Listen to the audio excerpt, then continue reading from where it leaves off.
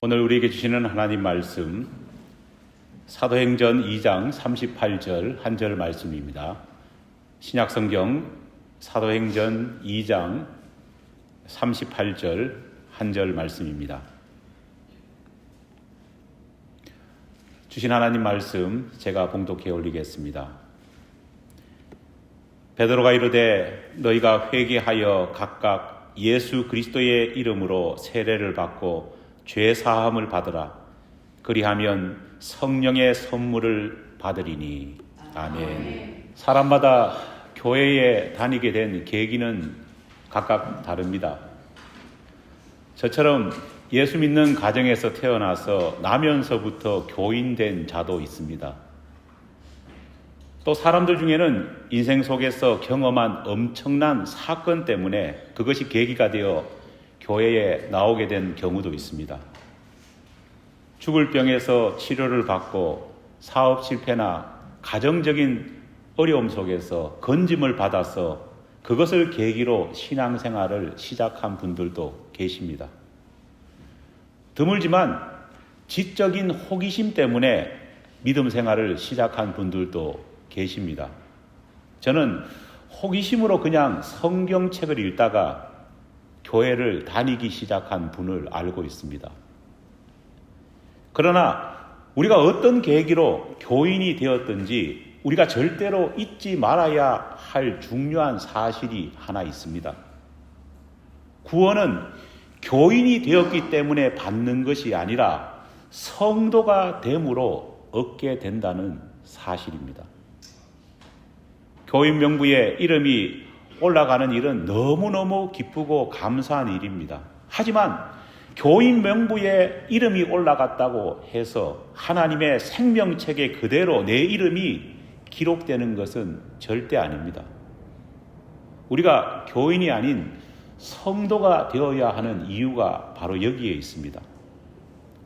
사실 성도라는 이름은 교회에 나온 지 얼마 되지 않아서 직분을 아직 받지 못한 분들을 편의상 부르는 그런 호칭이 아닙니다. 성도는 구원받은 하나님의 백성을 일컫는 말입니다.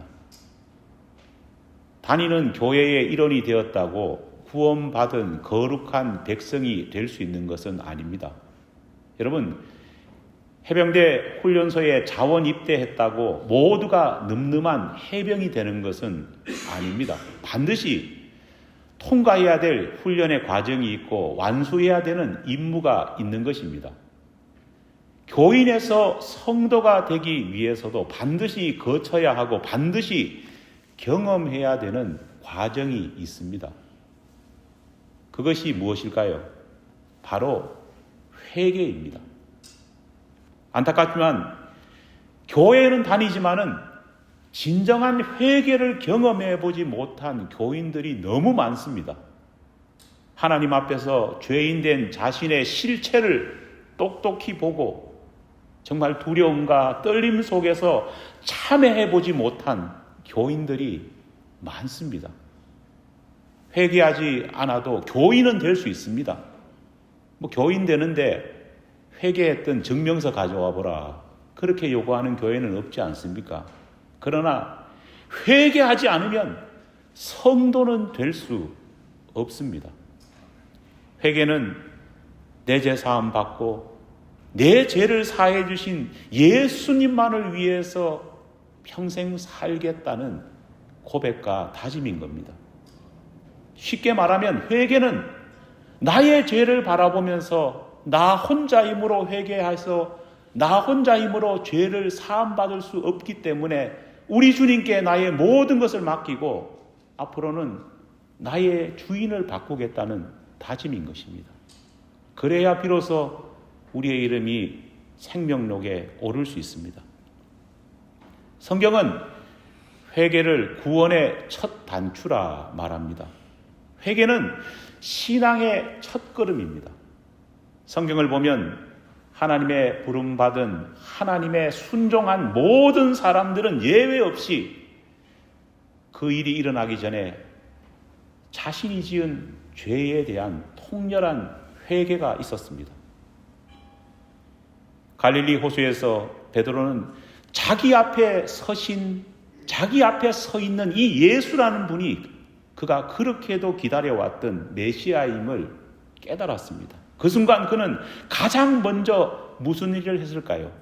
바로 회개했습니다. 베드로는 두려움과 떨림 속에서 주여 나를 떠나소서 나는 죄인이로소이다. 그렇게 울부짖으며 주님 앞에 무릎을 꿇습니다. 그렇게 회개한 후에 그는 예수님의 제자가 되었습니다. 그 베드로가 오랜 시간이 지난 후 오순절에 마가의 다락방에서 성령의 충만함을 받습니다. 예수님께서 십자가에 죽는 모습을 보면서 잠시 두려움에 사로잡혀서 우리 주님 곁을 떠나기도 했지만은 성령님을 체험하자 베드로는 그 어느 때보다도 담대해졌습니다. 그는 하나님 주시는 이 은혜 때문에 가만히 있을 수 없었습니다. 그래서 베드로는 다락방을 뛰쳐나왔습니다. 그리고는 담대하게 예수가 그리스도이심을 전하기 시작했습니다. 여러분, 바로 이것이 진짜 은혜 받은 사람의 특징입니다. 제대로 은혜 받은 성도, 제대로 은혜 받은 하나님의 사람은요, 자기 자랑을 하지 않습니다. 오직 예수만 자랑합니다. 왜냐? 예수 자랑하기에도 시간이 모자라는데 무슨 자기 자랑하는데 쓸 시간이 있겠습니까? 만약 은혜를 받았다고 주장하고 은혜를 받고 있다고 주장하는 목회자라고 할지라도 예수보다 자신을, 예수의 행적보다는 자기 업적을 자랑하는 사람이 있다면 그 사람은 진짜 은혜 받은 사람이 아닙니다. 마침 그때 베드로 앞에 세계 각지에서 명절을 보내기 위해서 몰려온 예루살렘을 찾은 많은 유대인들이 있었습니다. 베드로는 원래 예루살렘에 거주하던 소위 원주민 유대인들과 세계 각지에서 명절을 보내기 위해서 흩어졌다가 다시 모인 디아스포라 유대인들에게 너희가 십자가에 못 박아 죽은 그 예수가 천지 만물의 주인이시고 너희를 구원하기 위해서 오신 그리스도라 그렇게 선포했습니다. 그 순간 놀라운 일이 벌어졌습니다. 베드로의 마음을 감동시켰던 그 성령님께서 베드로의 설교를 듣고 있던 유대인들의 마음까지 감동시키셨던 것입니다. 성령님의 감동은 불과 몇 주 전까지만 해도 예수를 죽여라고 악을 썼던 그 유대인들을 마음 찔리게 만들었습니다. 너나 할 것 없이 유대인들은 베드로와 다른 사도들에게 이렇게 말했습니다. 우리가 어찌할꼬? 우리가 어찌해야 되겠습니까? 괴로워하면서 외치기 시작했습니다. 예수님을 죽인 것에 대한 후회의 마음이 유대인들에게 퍼져나갔습니다. 한 사람 한 사람에게 퍼져나간 그 후회의 마음은 탄식을 일으켰고 후회하는 마음 때문에 그들은 괴로워했습니다. 만약 그때 베드로가 그 사람들에게 당장 교회에 나와서 교인으로 등록하십시오 그렇게 말했다면요, 우리가 어찌할 거를 외치던 그 사람들이 금방이라도 초대교회에 나와서 초대교회의 교인들이 되었을 겁니다. 하지만 베드로는 그렇게 말하지 않았습니다. 대신 베드로의 입에서 나온 말은 예상 밖이었습니다. 베드로는 단호하게 이렇게 말했습니다. 사도행전 2장 38절 말씀을 우리 한 목소리를 함께 합독하시겠습니다. 시작. 베드로가 이르되 너희가 회개하여 각각 예수 그리스도의 이름으로 세례를 받고 죄 사함을 받으라. 그리하면 성령의 선물을 받으리니. 베드로는 후회하고 있는 유대인들을 향해서 뭐 하라고 외칩니까? 회개하라라고 외칩니다. 베드로는 우리가 어찌할 거라고 외치는 후회하는 유대인들에게 너희에게 정말 필요한 것은, 정말 중요한 것은 후회가 아니라 회개다 말합니다. 베드로는 자신이 예수님을 진짜 인격적으로 만났을 그 때를, 그 경험을 회상한 겁니다. 정말 예수님을 만났을 때 가장 먼저 터져 나와야 될 것이 회개임을 그는 알았기 때문에 자기 앞에 서 있는 사랑하는 동족들을 향해서 그들도 회개하기를 원했습니다. 여러분, 후회와 회개는 전혀 다른 것입니다. 고린도후서 7장 10절 말씀에서 사도 바울은 후회는 근심하는 것뿐이지만 회개는 한 인간을 구원에 이르게 한다, 그렇게 말합니다. 우리에게 정말 필요한 것은 후회가 아니라 회개입니다. 우리를 구원으로 이끄는 것은 후회가 아니라 회개이기 때문입니다. 교회에 등록해 교인으로 교회를 다니고 있지만 회개하지 않은 교인, 정말 통렬한 회개를 단 한 번도 경험해 보지 못한 교인들이 너무너무 많아지고 있다는 것은요, 교회의 큰 불행이 아닐 수 없습니다. 예수를 제대로 알려면은요, 우리가 가장 먼저 해야 될 것은 나 자신이 누구인지부터 알아야 합니다. 내가 누구인지 알아야지 나를 구원해 주신 예수가 어떤 분이신지를 알지 않겠습니까? 예수가 나의 죄를 대신 짊어지고 십자가에서 나 대신 내 죄로 인해서 부과된 모든 형벌을 다 짊어지고 사해 주셨다는, 그래서 내 죄가 예수님의 대속으로 인해서 깨끗하게 되었다라는, 내가 죄인이었음을 먼저 알아야지 내 죄를 사해 주신 예수님의 가치와 내 죄를 사해 주신 예수님의 위대함과 소중함을 알지 않겠습니까? 그래서 회개해야 바른 믿음이 생기는 겁니다. 저도 한국에서나 또 미국에서 청년들과 중고등부 아이들 사역을 많이 해봤는데요, 가장 안타까운 것이 뭐냐 하니까, 예전에 저희가 중학생, 고등학생, 대학생 때보다 회개하는 사람이 많지 않습니다. 아이들이 통렬한 회개를 경험해 볼 시간도 없고 장소도 없고 그러한 경험 자체를 하지 못하고 있는 것입니다. 어떻게 보면 이 시대가 타락하고 이 시대가 세속화된 가장 큰 이유가 뭘까요? 회개를 경험해 본 사람이 없기 때문입니다. 회개를 경험해 보지 않았으니까 예수의 소중함을 알 리 없고, 회개를 체험해 보지 않았으니까요, 믿음의 시작을 제대로 할 수 없는 것입니다. 죄의 심각성을 모르는데 속죄의 소중함을 어떻게 알겠습니까? 죄 지은 인간이 어떻게 될지에 대해서 단 한 번도 진지하게 생각해 보지 않은 사람이 어떻게 죄사함 받고 구원받은 사람이 누릴 그 놀라운 기쁨과 영광에 참된 감사의 고백을 할 수 있겠습니까? 다른 무엇보다 가장 중요한 것은 회개하지 않으면 구원의 길로 들어설 수 없습니다. 후회란 내가 저지른 실수에 대해서 아쉬워하는 마음, 그것이 바로 후회입니다. 그때 내가 제대로 판단해야 될 텐데, 그때 내가 정신 차려야 될 텐데, 그때 내가 정말 바르게 선택해야 될 텐데, 다음에는 그렇게 하지 말아야지, 다음에는 그런 상황이 생기면 실수하지 말아야지. 왜? 그것 때문에 내 마음이 아프고 그것 때문에 내가 손해봤기 때문에 우리는 뭘 합니까? 후회를 하는 겁니다. 어떻게 보면 냉철하게 보면 후회는 우리 자신이 우리 스스로를 향해서 위로하는 것이 바로 후회입니다.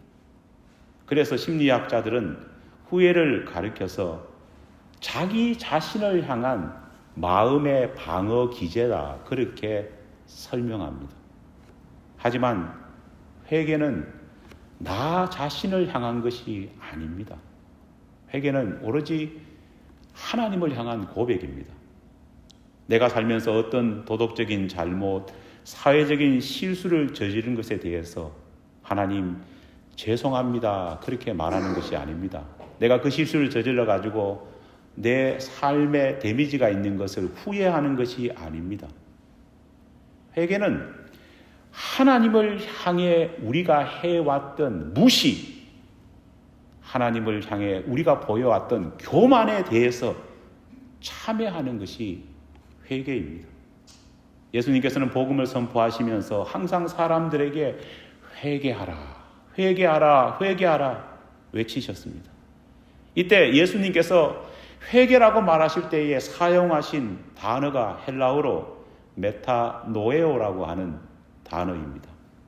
이 메타노에오는 메타라는 말과 노에오라는 말이 합쳐진 단어입니다.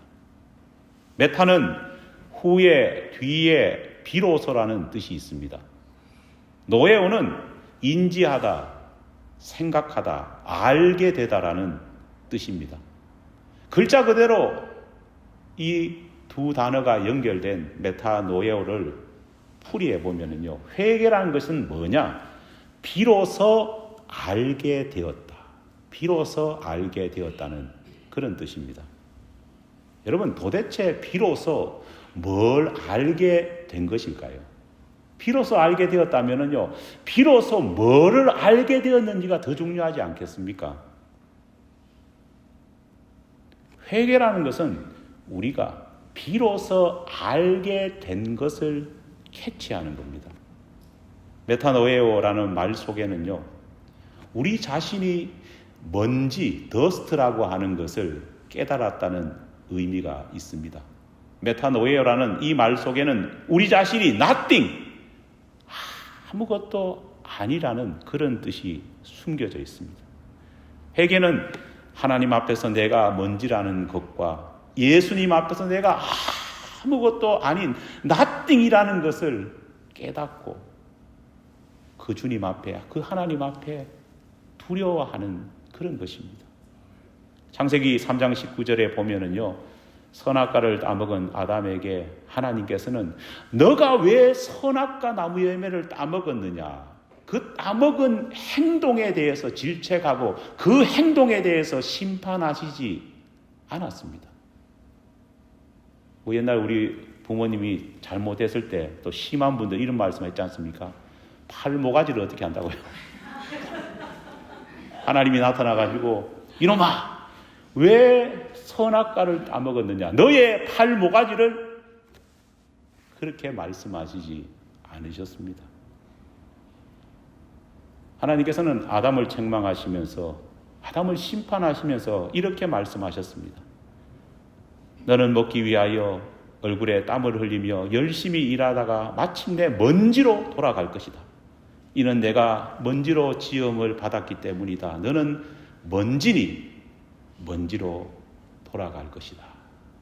우리말 성경에는 이 먼지를 흙이라는 말로 번역했습니다. 하지만 히브리어 원어적인 의미는 흙보다는 먼지입니다. 인간은 원래 먼지였습니다. 여러분, 먼지란 어떤 것일까요? 아무 가치 없는 것, 아예 존재 자체가 인정받지 못하는 nothing을 뜻합니다. 여러분 가운데 누가 청소하다가 백큐에 들어있는 그 먼지를 이거 참 소중한데 이거 어떻게 버리면 안 되는데 하면서요, 집에 잘 보관해 두시는 분 있습니까? 아마 없을 겁니다. 그런 분이 있었다면요, 미쳤다 하겠죠. 여러분들이 먼지가 너무 소중해가지고, 뭐 한국에 가셔가지고 미세먼지 가득한 날 그 소중한 먼지 좀 더 마셔보겠다고 밖에 나가서 딥 브레싱을 하면서 그렇게 하는 사람 있겠습니까? 없습니다. 먼지를 저울에 올려서 이 소중한 것 무게 한번 재어봐야 되겠지, 그런 사람 있겠습니까? 하나님께서는 그런 먼지로 우리를 만드셨습니다. 우리를 사랑하셨기 때문에 이 먼지 같은 우리를 귀하게 여기신 것입니다. 사실 인간에게는 어떠한 가치도 없고 어떠한 의미도 없는 그런 먼지 같은 존재입니다. 그런 우리를 하나님께서는 한없이 사랑하셨습니다. 그렇게 사랑하신 하나님은 이 먼지인 우리 인간에게 다른 어떤 피조물에게도 주지 않으셨던 힘과 선물을 주셨습니다. 동식물들은 모두 본능에 따라 삽니다. 본능에 따라 삽니다.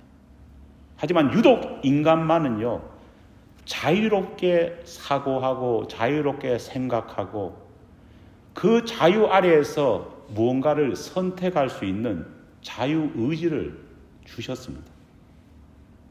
하지만 먼지인 인간은 하나님께서 자신을 이렇게 황금같이 귀하게 대해 주셨지만은 교만해졌습니다. 하나님께서 자유를 주시니까요, 그것을 가지고 우리는 무슨 일을 했느냐? 악한 일을 했습니다. 더러운 먼지 같은 존재를 하나님의 사랑 안에서 무결하고 순수한 존재처럼 하나님이 대우해 주시니까 우리 인간은 마치 하나님 없이도 잘 살 수 있는 무결점한 존재인 것처럼 오만방자하기 시작했습니다. 결국은 nothing인 것들이 something이나 되는 것처럼 그렇게 교만해졌고, 사단이 인간을 향해서 하나님과 같은 존재야, 하나님과 맞먹을 수 있어, 그렇게 유혹했을 때 아니다, 결코 그렇지 않다 대답하지 않고, 오 그래? 그렇게 말하면서 하나님이 주신 자유를 가지고 하나님을 무시하고 부수는 짓을 해버렸습니다. 여러분, 성경이 말하는 인간의 죄는 선악과 그거 하나 따먹은 것 때문에 그것을 죄라 말하는 것이 아닙니다.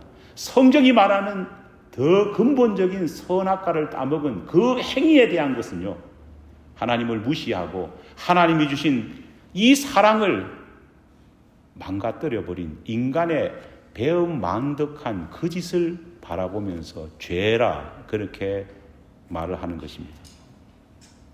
만약 창조주 하나님의 인간을 향한, 먼지 같은 인간을 향한 이런 무한한 사랑에도 불구하고 그런 하나님을 배신한 아담과 하와의 범죄 이야기를 드라마로 만든다면요, 아마 그것을 시청하는 시청자들은 정말 분노에 몸서리칠 겁니다.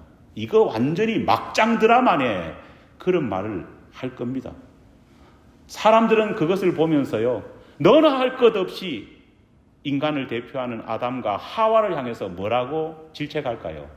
이것들 완전히 쓰레기네, 그렇게 말하지 않겠습니까? 여러분, 정말 예수 없이는 우리는 모두 쓰레기입니다. 여러분, 쓰레기가 가야 할 곳이 어디입니까? 쓰레기 하치장밖에 없습니다. 만약 하나님께서 독생자 예수를 이 땅에 보내셔서 먼지 같은 우리, 쓰레기 같은 우리를 위해서 십자가에 죽지 않으셨다면, 우리의 죄를 대속해 주시지 않았다면요, 쓰레기 같은 우리는요, 어디를 가야 되느냐? 누구도 변함없이 모두 지옥이라는 쓰레기장으로 갈 수밖에 없습니다. 제가 지옥을 쓰레기장이라 표현하는 데는 이유가 있습니다. 여러분, 실제로 성경에는 구약과 신약 시대를 모두 거쳐가면서 모든 유대인들이 지옥을 쓰레기장으로 실제로 불렀다는 사실입니다. 바로 예루살렘 근처에 흰놈 골짜기라는 골짜기가 있었습니다. 구약시대 동안은요, 여기서 뭘 했느냐? 우상숭배에 물든 이스라엘 부모들이 몰록이라고 하는 우상을 섬기기 위해서 자기 친자식을 죽여서 제물로 바쳤던 것입니다.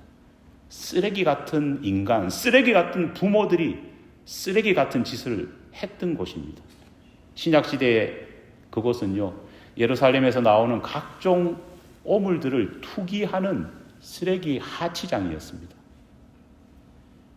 회개하지 않으면, 우리가 우리의 죄를 자복하지 않으면 먼지 같은 우리, 무가치한 우리, 쓰레기 같은 우리는 영혼의 쓰레기장인 지옥으로 갈 수밖에 없습니다. 회개해서 구원자이신 예수님의 손을 붙잡아야지만이 우리는 구원받을 수 있고 죄의 사함을 얻을 수 있습니다. 교회에 다니고 있지만 여전히 먼지인 나를, 나띵인 나를 인정하지 못하고 그렇게 무감각하게 살아간다면요, 그것은 하나님이 베푸신 구원을 무시하는 것이고 그것이야말로 교만입니다. 회개하지 않은 교인은 여전히 죄를 벗어버리지 못한 사람들입니다. 여전히 죄악을 씻어내지 못한 사람들입니다. 늦지 않게 아직 회개를 경험해보지 못한 사람이 있다면, 참된 회개를 맛보지 못한 분이 계시다면 각각 예수 그리스도 앞에 나가 베드로가 말했던 것처럼 회개해야 합니다. 여러분, 회개는 단 한 번으로 끝나는 것이 아닙니다. 물론 우리가 주님을 만났을 때의 그 통에 자복하는 그 놀라운 회개의 경험은 우리에게 있습니다. 그것이 우리가 평생 예수를 믿는데 큰 믿음의 영적 자산이 되는 것도 사실입니다. 하지만은 우리의 회개는 단 한 번으로 끝나는 것이 아니라 매일매일 일상을 통해서 우리는 회개해야 합니다. 비록 내가 원죄로부터 구원받아서 그 놀라운 은혜의 회개를 경험했다 할지라도 우리는 매일매일 일상적인 죄를 범하기 때문에 그 죄가 또다시 나의 믿음의 걸음에 발목을 잡지 않기 위해서는요, 날마다 회개해야 합니다. 깨끗한 물을 이렇게 담아서, 요즘 겨울이니까요, 가습기 이용하시는 분 많을 겁니다. 저도 가습기를 이용합니다. 가습기 이용 안 하니까요, 아침에 일어나면은요, 저나 우리 집 사람이나 모두 허스키 보이스가 다 되어 있습니다.